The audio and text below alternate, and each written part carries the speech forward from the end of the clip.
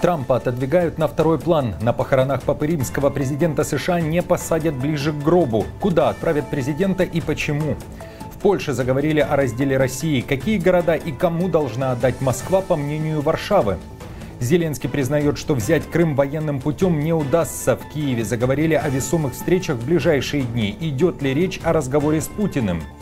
Грандиозный скандал в Узбекистане из-за Лаврова. Глава МИД РФ разозлился из-за отсутствия русского языка. Узбекистанцы ответили Москве. Досмотрите до конца. Всем привет, это «Время Прядко». Коротко, четко и по делу о том, о чем говорят в мире. Если вам есть что сказать, делитесь своими мыслями и отвечайте на мои вопросы в комментариях. За лайк и подписку буду особенно благодарен. Время начать. Президент на галерке. Трампа, одного из самых богатых и, вероятно, самых известных людей мира, отодвигают на второй план, а если быть точнее, на третий ряд. Республиканец может быть глубоко разочарован, когда прибудет в Ватикан на похороны Папы Римского. Американского президента отсадят подальше от гроба Франциска, и это не вопрос безопасности одного или второго. Таков сложный протокол Ватикана. The Telegraph уточняет, что попрощаться с папой приглашены делегации примерно из 130 стран. Из них 50 будут представлены президентами и 10 правящими монархами. И Трамп, привыкший к вниманию, хайпу и славе, на этом событии звездой не будет. Ватикан пока не опубликовал официальных деталей, пишет издание, но подсказки можно найти в последнем похоронном обряде папы Иоанна Павла II в 2005 году. Итак, иностранные высокопоставленные лица будут размещены в большом блоке с одной стороны от гроба Франциска, в то время как архиепископы, епископы, патриархи и кардиналы займут места напротив.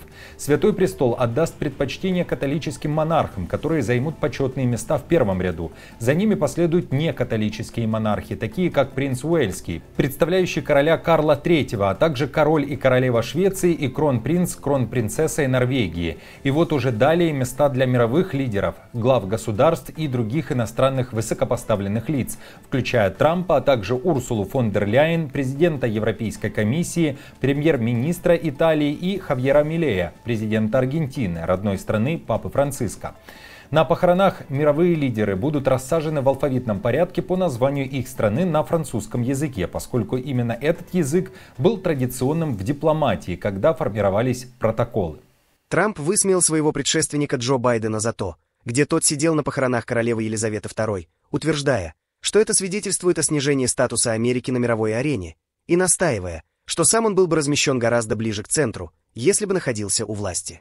Байден сидел в 14-м ряду, поскольку протокол предусматривал, что генерал-губернаторы стран, сохраняющих монарха в качестве главы государства, размещаются первыми, а за ними следуют избранные лидеры Содружества. Издание уточняет, что похороны Папы Римского станут самым заметным собранием мировых лидеров с момента инаугурации Трампа и могут вызвать значительные дипломатические неловкости. Американский президент, кстати, уже заявил, что он может пересечься с Зеленским на этом событии. Хотя сам Зеленский накануне вечером заявил, что его в Ватикане может и не быть, ведь он может попросту не успеть. Тогда Украину будет представлять Елена Зеленская и глава МИД Украины Сибига. В Польше заговорили о разделе России, при этом в Варшаве земли РФ не нужны.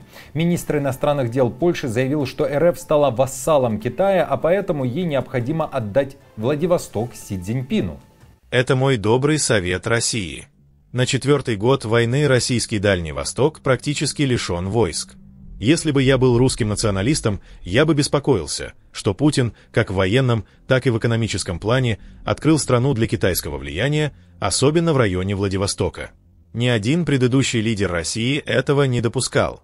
Напомню, с момента основания порта во Владивостоке в 1860 году над бухтой Хайшенви Россия никогда не предоставляла Китаю право использовать этот порт. Это сделал только в прошлом году Владимир Путин. Такое заявление прозвучало на фоне бурных обсуждений о том, какие территории должна отдать России Украина. Зеленский вновь отправляет сигнал: де юре никто и никогда не признает украинские территории российскими, при этом с россиянами готов вести переговоры в любой момент, но есть одно требование для той же встречи с Путиным. И вот какое оно. Давайте послушаем. Я согласен с президентом Трампом, что у Украины недостаточно вооружения, чтобы оружием вернуть контроль над Крымом. Но мир может вводить санкции и использовать другие средства экономического и дипломатического давления, чтобы говорить об этом и обсуждать территориальные вопросы, но только после полного и безусловного прекращения огня. Безусловное прекращение огня открывает возможность говорить обо всем. И мы готовы к диалогу в любом формате. Я подчеркиваю это еще раз. С кем угодно в этом формате в любое время. Но только после реального сигнала, что Россия готова положить конец войне. И сигналом должно быть полное и безусловное прекращение огня. А то, когда и при каких условиях Зеленский, Путин или же другие представители РФ и Украины могут встретиться для прямого диалога, обсуждали накануне в Кремле. И в Вашингтоне, и в Москве заявили о хорошем тоне разговора между Уиткофом и Путиным. Эта беседа позволила дополнительно сблизить позиции России и США не только по Украине, но и по ряду других международных вопросов. Что касается непосредственно украинского кризиса, то речь шла, в частности, о возможности возобновления прямых переговоров между представителями Российской Федерации и Украины. Они только что ушли со встречи, меня еще не проинформировали, но, как я слышал, у него была довольно хорошая встреча. Трамп, который рассказывает, что войны бы не случилось, если бы он был президентом, вдруг вспомнил о редкоземельных металлах Украины и по пути на похороны Папы Римского заговорил о земле Украины и ее полезных ископаемых. Вновь заявляет, Зеленский противится, но надо поторопиться. Украина под руководством Владимира Зеленского еще не подписала окончательные документы по очень важной сделке по редкоземельным металлам с Соединенными Штатами. Подписание задерживается как минимум на 3 недели. Надеюсь, оно будет подписано немедленно. Работа над общей мирной сделкой между Россией и Украиной идет гладко. Успех кажется близким. Зеленский, кстати, накануне заявил, что в ближайшие дни произойдут весомые встречи, которые могут приблизить Украину к тишине. Что именно он имел в виду, не ясно, но отмечу, что такое заявление прозвучало через несколько часов после того, как Кремль покинул Уитков, а российская сторона, вновь повторюсь, заявила, что обсуждались прямые переговоры между Киевом и Москвой. Как считаете, как скоро Зеленский сядет за один стол с Путиным? Напишите свой вариант в комментариях. Визит Лаврова стал причиной скандала в Узбекистане. Главе МИД РФ не понравилось то, что у памятника «Скорбящая мать» в Самарканде не было надписей на русском языке. При этом были на английском. Как вам англичан занесло? Англичан, имеется в виду пьесу? Я смотрю, по-английски там надпись. Где это? Это на всех языках, в принципе. Город туризма, поэтому посещают этих памятников. Но русского не вижу. Нет. Общественные деятели и журналисты обсуждают поведение Лаврова, его тон и вообще то, что он позволил себе подобный нетактичный вопрос. Он пришел учить суверенное государство, на каких языках должны быть надписи в общественных местах. Что если министр иностранных дел Узбекистана задал бы в России вопрос, почему на памятниках Второй мировой войны нет надписей на узбекском? А вообще он мог бы позволить себе задать такой вопрос. Тогда почему Лавров позволяет себе такие вопросы? В целом комментариев очень много. Узбекистанцы пишут о том, что Лавров может диктовать свои правила в России, но не в Узбекистане. И его недовольство не должно привести к тому, что кто-то резко бросится менять английские надписи на русские. Если Лаврову, как гостю, не понравилось отсутствие русскоязычной надписи в независимой стране, это его личная проблема. Но мы не должны превращать это в свою проблему. Напротив, мы должны продолжать развивать узбекский язык в интересах своей нации. Когда речь идет о языке, нет понятия мелочи, все важно. Однако зачастую, когда в сети поднимается вопрос узбекского языка, многие реагируют так, будто это второстепенная проблема, хотя на самом деле это основа. Подписчики из Узбекистана, а как вы считаете, имел ли право Лавров на такую реплику или нет? Для всех, кто считает себя Наполеоном Бонапартом, появилась уникальная возможность им себя почувствовать, но на этот раз за большие деньги. Легендарная сабля Наполеона уйдет с молотка в Париже. Церемониальная сабля, изготовленная лично для французского полководца в 1802 году, впервые будет выставлена на аукцион 22 мая в знаменитом доме Друо в Париже.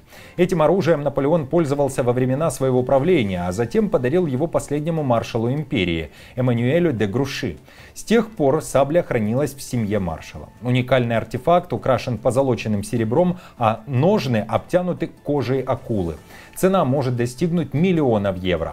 Наполеон заказал 2 сабли одной модели, которые он хранил всю свою жизнь, точнее, все свое правление с 1804 по 1815 год. В 1815 году из 2 сабель, которые он держал при себе на протяжении всей империи, одну он подарил русскому генералу, спасшему ему жизнь во время его первого отречения, а вторую — маршалу Эммануэлю де Груши, который захватил герцога Ангулемского, пытавшегося организовать контрнаступление роялистов во время высадки Наполеона в заливе Жуан.